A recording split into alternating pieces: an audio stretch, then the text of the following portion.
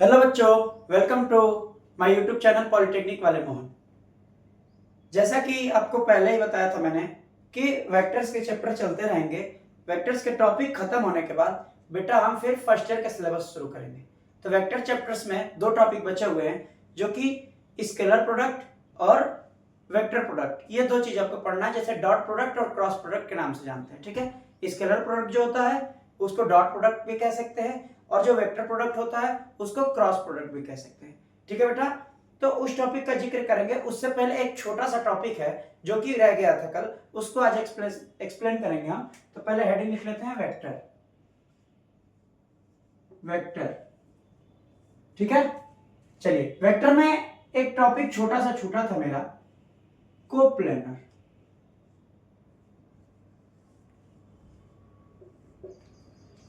Coplanar का नाम जानते हैं आप लोग?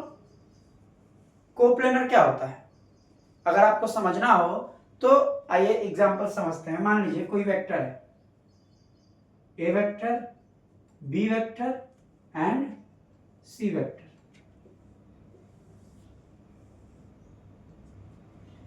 ये तीनों वेक्टर जब नॉन जीरो होंगे, non zero vector, non zero का मतलब ही पता चल रहा है कि जीरो ना हो, नॉन जीरो होंगे। साथ ही साथ एक और चीज होगा इनके साथ, कि जो ये तीनों वेक्टर हैं, vector A, vector B and vector C, ये तीनों कहां होंगे? एक ही प्लेन में, एक ही प्लेन में होंगे, या एक दूसरे से, ये पैरेलल का साइन होता है, पैरेलल होंगे। ये एक छोटा सा टॉपिक है जो कभी कभी बीटीयूपी के द्वारा परीक्षा में पूछ दिया जाता है। ठीक है, तो बच्चों ध्यान देंगे आप कि देखिए, कोप्लेनर क्या होता है? जो दो या दो से अधिक वेक्टर, दो या दो से अधिक वेक्टर जब नॉन जीरो वेक्टर हो जाते हैं, जैसे ए बी सी, ये तीन वेक्टर मैंने लिया, ये तीनों वेक्टर या तो एक ही प्लेन में होंगे, एक दूसरे से पैरेलल होंगे, ये नॉन जीरो वेक्टर्स होंगे, नॉन जीरो वेक्टर्स। तो ये क्या कहलाएगा? ये कोप्लेनर कहलाएगा। इसमें भी दो कंडीशन आ जाती है, इंडिपेंडेंट टर्म और डिपेंडेंट टर्म। तो हम सबसे ज्यादा इंडिपेंडेंट टर्म की बात करते हैं। ठीक है, आइए देखते हैं, मिटा दे इसको। चलिए देखिए,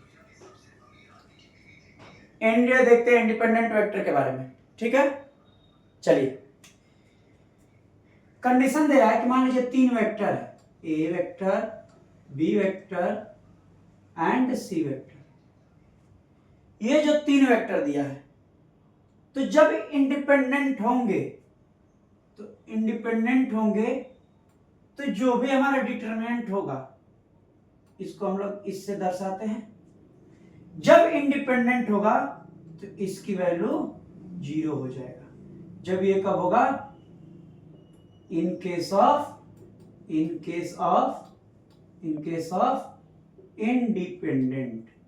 इंडिपेंडेंट केस। जब इंडिपेंडेंट टर्म होगा, टर्म में लिख लेते हैं, इंडिपेंडेंट वेक्टर लिख लेते हैं, सबसे अच्छा वर्ड है। इंडिपेंडेंट वेक्टर जब होगा तो इस डिटरमिनेंट, जो डिटरमिनेंट दिया है, डिटरमिनेंट की वैल्यू क्या हो जाएगी? जीरो हो जाएगी। आइए इस पे हम एक सॉल्व करते हैं क्वेश्चन। एक एग्जांपल देख लेंगे तो आपको क्लियर हो जाएगा। एग्जांपल लेते हैं बेटा। इफ वेक्टर्स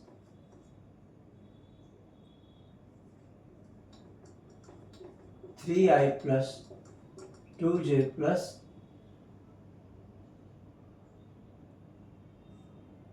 सी नहीं डी के करें, लैम्डा कर देते हैं, सबसे बढ़िया लैम्डा के। ठीक है, वेक्टर बी दिया है, क्या? 2i plus 2j plus 5k।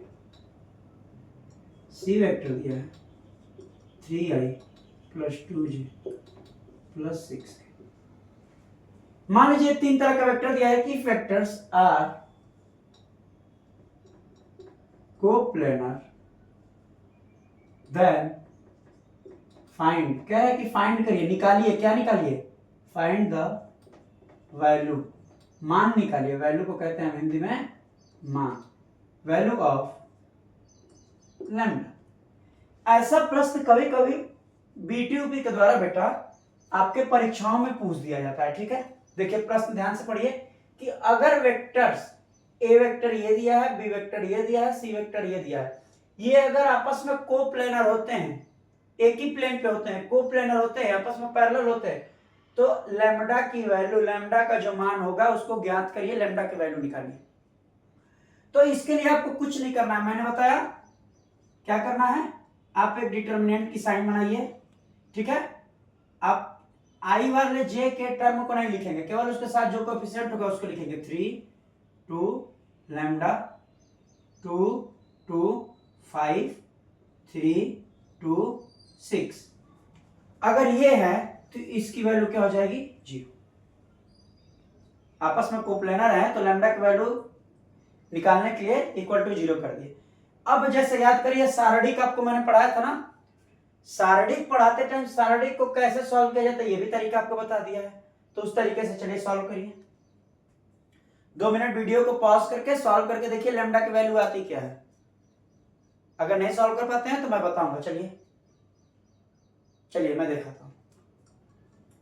3 को ऐसे ही रखेंगे, 3 वाला रो 3 वाला कॉलम बंद, तो 12 माइनस 10, 12 माइनस 10 हो गया, ठीक है, ऐसे ऐसे, ठीक है। 12 माइनस 10 माइनस 2, ये खुलता है प्लस माइनस प्लस पे, ये आपको पता है, ये ले लिए, तो इसके कॉलम इसके रो को पूरा बंद कर दिए, तो क्या बच गया हमारे पास, 12 माइनस 15,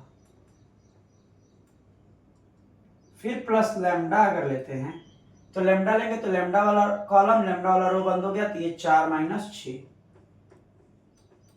बराबर 0। क्या हो गया, ये 2 तिहाई 6, ठीक है। 12 में से 15 गया, माइनस 3 बचा, माइनस 3 और गुणे 2 तो प्लस 6 बना दिया, ठीक है। माइनस 3 माइनस 2 गुणे होगा, तो गुणे में जो सेम साइन होता है माइनस माइनस अगर इनटू कर देंगे तो बेटा क्या हो जाता है, प्लस हो जाता है, प्लस ये -2 लैम्डा हो जाएगा, यहाँ प्लस है ना, यहाँ -2 लैम्डा इक्वल टू 0। अब देखिए 12 माइनस 2 लैम्डा बराबर 0। फिर इसको अगर सॉल्व करें हम यहाँ पे, यहाँ दिखा देते हैं, 12 माइनस 2 लैम्डा बराबर 0 है, तो 2 लैम्डा को उधर लेके चले जाते हैं, 2 लैम्डा बराबर 12, तो लैम्डा की वैल्यू क्या हो गई, 12/2 यानी 6 से कट गया, तो लैम्डा की वैल्यू 6। अगर आपसे परीक्षाओं में प्रश्न पूछा कोप्लेनर पे, तो यही एक परीक्षा पूछा जाएगा बच्चा, ठीक है। आप ध्यान से देखिए, वीडियो को पॉज करके स्क्रीनशॉट ले लीजिए, या फिर इसको जल्दी जल्दी हाथ चलाइए ताकि जल्दी जल्दी आप सॉल्व कर सकें। हो गया इतना, स्क्रीनशॉट ले लीजिए, ठीक है। चलिए आइए,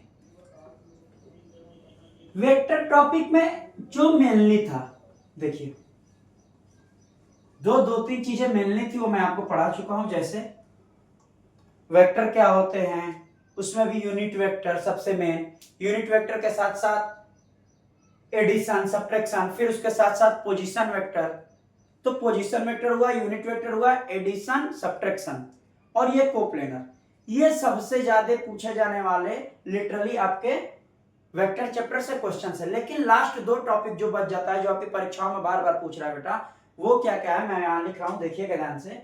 वेक्टर में 2 और चीज आपको पढ़ना है, क्या पढ़ना है, स्केलर प्रोडक्ट, स्केलर और डॉट प्रोडक्ट जिसको बोलते हैं, स्केलर और डॉट प्रोडक्ट। एक दूसरा होता है वेक्टर और क्रॉस प्रोडक्ट।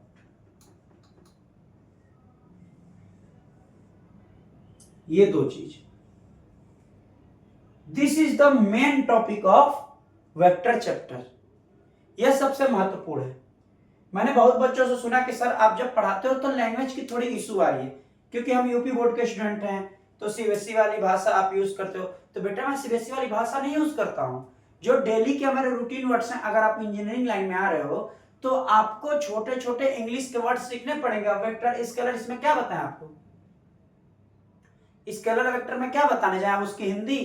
आपको ये छोटी छोटी चीजें सीखनी पड़ेंगी। जब कंपनी आएंगे, इंटरव्यू लेंगी, तो फ्रेश इंग्लिश आपको आनी चाहिए। तो जब आप छोटे छोटे वर्ड्स नहीं सीखोगे तो कैसे इंटरव्यू बैठोगे, कैसे फेस करोगे?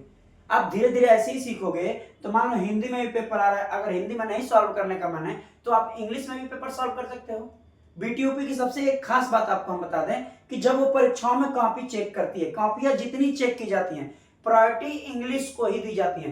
अगर आप सीबीएसई में बच्चा कमजोर है, इंग्लिश टू इंग्लिश उसने पेपर लिख के आया, ठीक है, इंग्लिश टू इंग्लिश लिख के आया, और एक बच्चा केवल हिंदी लिख के आया, आप दोनों का रिजल्ट उठा के कंपेयर कर लीजिएगा। इंग्लिश वाले का कहीं ना कहीं, मान लीजिए एक ही स्तर का बच्चा है, एक ही लेवल का, लेकिन एक सीबीएसई का है, एक यूपी बोर्ड का है। मैं नहीं कह रहा हूं कि कोई भी बोर्ड कमजोर है, यूपी बोर्ड ही टॉप करता है। हमारा जो कॉलेज था वहां यूपी बोर्ड का ही लड़का टॉप करता था, हिंदी में ही लिखता था। मैं लिखने की बात नहीं कर रहा हूं, कंटेंट की बात नहीं कर रहा हूं, मैं कह रहा हूं कि मान लो एक एवरेज बच्चा है, दोनों की कंडीशन सेम है, एक इंग्लिश में लिख रहा है, एक हिंदी में लिख रहा है, तो इंग्लिश वाले का कहीं ज्यादा वेटेज है इंजीनियरिंग लाइन में। बीटीयूपी बोर्ड में कॉपियां भी चेक की जाती हैं, तो बेटा आपके इंग्लिश को दर्जा दिया जाता है। अगर आप इंग्लिश में कॉपी लिखे हो तो आपको अच्छे मार्क्स मिलते हैं। ये कंडीशंस देखने को मिलती हैं, रिजल्ट में इफेक्ट दिखता है इस चीज का, समझ में आया? तो मैं नहीं कह रहा हूं कि आप हिंदी में ना लिखो, इंग्लिश में लिखो, हिंदी में भी लिखो, टू द पॉइंट हेडिंग लिखा करो, हेडिंग के साथ पॉइंट वाइज आंसर दीजिए आप, पॉइंट वाइज। आप जो बेतंगड़ की बातें बना के 34 पेज 35 पेज भर देते हैं, तो पेज भरना अच्छी बात है, लेकिन आपको टू द पॉइंट आंसर जब आप लिखोगे तो आप 20 पेज भी लिख के आओगे 34 पेज में, तो आपको अच्छे मार्क्स मिलने के चांसेस हैं। देखो आज सीबीएसई वाला बच्चा 15 पेज भी लिखाता है तो वो पास हो जाता है। क्यों? क्योंकि इंग्लिश को वहां प्रायोरिटी दी जा रही है। हम यही चीज नहीं समझ पाते हैं कॉलेजों में। भाई कॉलेजों में जो टेस्ट जो भी कराए जाते हैं तो बच्चे सब हिंदी में ही एकदम लिखने लग जाते हैं। हिंदी से होगा? हिंदी से होगा? नहीं होगा। ठीक है, चलिए तो ध्यान दीजिए, हिंदी जरूरी उतनी ही है, उसके साथ साथ छोटे छोटे इंग्लिश के वर्ड्स भी सबसे ज्यादा इंपॉर्टेंट हैं आपके लिए। आप सीखोगे, कंपनियों में जाओगे, ऐसी ऐसी मशीनें होंगी जिनका हिंदी में कोई नाम नहीं है, इंग्लिश में उसका नाम है, इंग्लिश में भी वही नाम है, हिंदी में भी वही नाम है। तो English is most suitable for us regarding interview in any company, in any area. तो इंग्लिश को आप थोड़ा सा आगे लेके आइए, क्योंकि इंजीनियरिंग के स्टूडेंट है आप, धीरे धीरे ही सारी चीजें होती हैं, चाहे वो 10th पास आउट हो, चाहे आप 12th पास आउट हो, इंग्लिश को ही थोड़ा सा आपको बेस अपना बनाना पड़ेगा। ठीक है ना? चलिए, इस चीज में दो चीजें समझ में आई, तो जोर जोर से बोलिएगा, scalar product, vector product, dot product, cross product हमें पढ़ना है। समझ में आई बात? तो आइए, सबसे पहला मेरा टॉपिक होगा स्केलर प्रोडक्ट। आज केवल हम स्केलर प्रोडक्ट की बात करेंगे, नेक्स्ट वीडियो वेक्टर प्रोडक्ट होगा। ठीक है, बस यहां तक आपका वेक्टर चैप्टर क्या हो जाएगा बेटा, टोटली फिनिश, टोटली फिनिश। अब हम चलते हैं स्केलर प्रोडक्ट पे। टॉपिक हमारा क्या रहेगा, स्केलर प्रोडक्ट। आइए समझते हैं, मिटा दे इसको। चलिए, इसमें हमारा सब हेडिंग होगा स्केलर और dot product.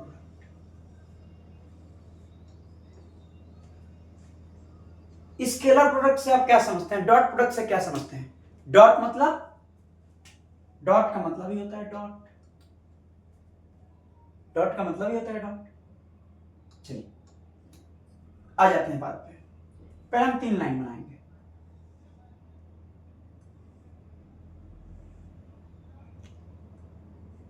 X axis, Y axis, Z axis. इधर की तरफ आई होता है, इधर की तरफ जे होता है, और इधर की तरफ के होता है।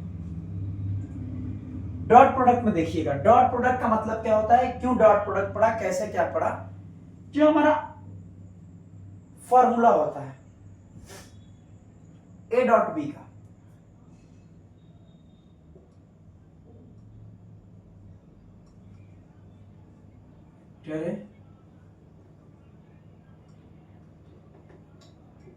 वेक्टर बी cos थीटा, ये फॉर्मूला होता है। दो वेक्टर दिए हों तो डॉट प्रोडक्ट से हम थीटा की वैल्यू निकाल सकते हैं, cos थीटा की वैल्यू। ठीक है, चलिए मान लीजिए ऐसा दिया है, दो चीजें हैं, आई है, जे है, के है। मान लीजिए आई को जे से हम परपेंडिकुलर कर दें 90 डिग्री,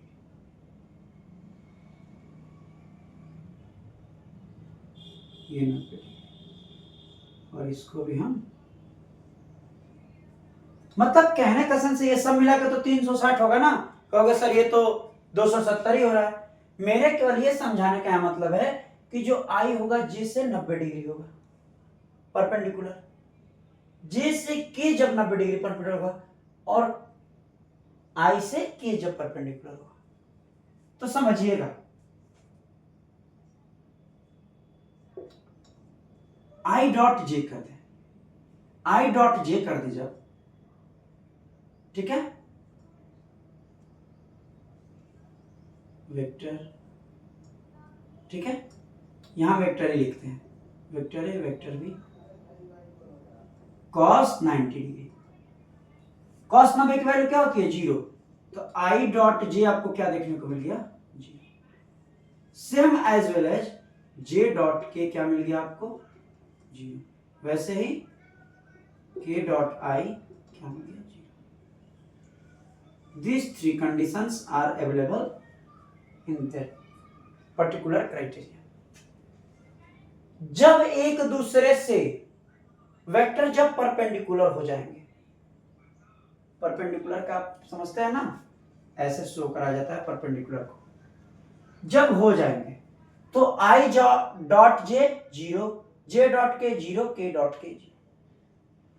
लेकिन दो वेक्टर जब पैरेलल होंगे, ध्यान समझिएगा, ये परपेंडिकुलर का केस था, लेकिन जब पैरेलल होंगे तो यहां cos 90 की जगह क्या हो जाएगा, जब पैरेलल की कंडीशन आएगी, यहां लिख देते हैं, जब पैरेलल की कंडीशन आएगी तो a डॉट बी में क्या हो जाएगा बेटा, mod A mod B cos 0 degree, cos 0 की वैल्यू 1 होती है, cos 0 की वैल्यू 1 होती है। तो आप बस इतना याद रखिएगा कि I dot I 1, J dot J 1, के डॉट के 1।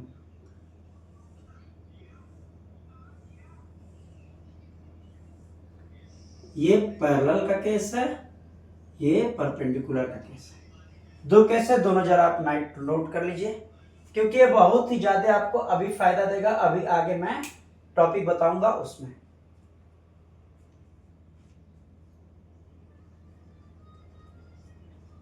जब आप पढ़ाई करेंगे ना, जब भी पढ़ने बैठिए, दिमाग पर प्रेशर लेके नहीं पढ़ना है, प्रेशर लेके पढ़ाई नहीं होती है, माइंड को फ्रेश करके बैठिए। जब आप फ्रेश होकर बैठेंगे ना, तो आपको चीजें क्या होंगी, क्लियर दिखेंगी, कैसे सॉल्व हुआ है, कैसे क्या हुआ है। ये कोई पंडित जी की कहानी नहीं है कि पंडित जी थे, दरबारी राजा महाराजा लोग, इन सब की कहानियां बहुत हैं। तो कहानी नहीं पढ़ना है, concept. If you have concept, you are the king of your own area, own society. समझ आई बात? चलिए, नोट कर लिया आपने, नोट कर लिया होगा। चलिए आइए, जैसे देखिए मैंने आपको डॉट प्रोडक्ट का अब बताया, ठीक है। चलिए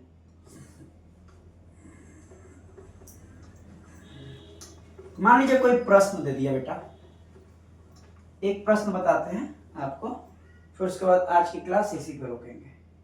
चलिए देखिए, एक एग्जांपल दे दिया, find the dot product of vectors A क्या है 3i plus 2j plus 6k।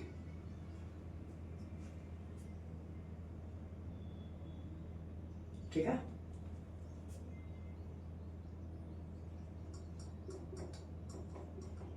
To i plus 6j plus 8k। दे दे कि find the dot product of vector, इन दोनों का वेक्टर का निकालना। कुछ नहीं करना है आपको, डॉट प्रोडक्ट निकालने के लिए आप वैसे ही लिख लीजिए पहले